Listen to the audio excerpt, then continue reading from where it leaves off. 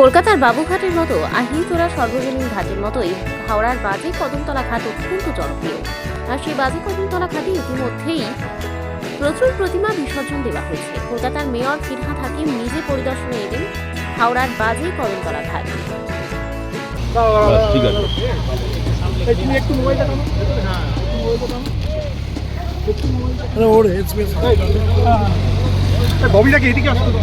কোন দিকে আছে?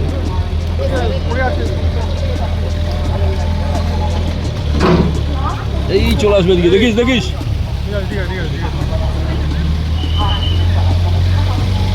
বাবা সৌজা একটু বড় করে, একটু বড় করে, একটু বড় করে। যাদের যাদের প্রতিমা নিরঞ্জন হয়ে যাচ্ছে তারা ঘাটটা খালি করে দেবে। অন্যদের প্রতিমা নিরঞ্জন করার সুযোগ করে দেবে। আপনারা ঘাটে অযথা ভিড় বাড়াবেন না, ঘাটটা খালি করে দেবেন।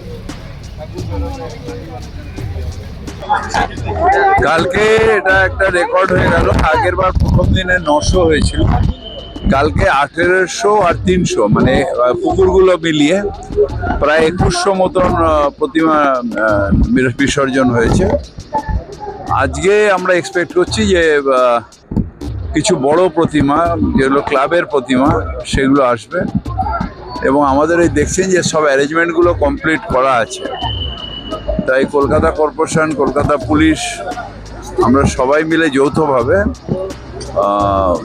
কাজটা করছি। এবং আমাদের অফিসাররা, সব লেভেলের অফিসার, কর্মচারী সবাই রয়েছেন, প্রত্যেকটা ঘাটেই রয়েছে, যাতে প্রতিমা বিসর্জন একদম নির্বিঘ্নে প্রত্যেক বছরের মতন এবছরও হয়।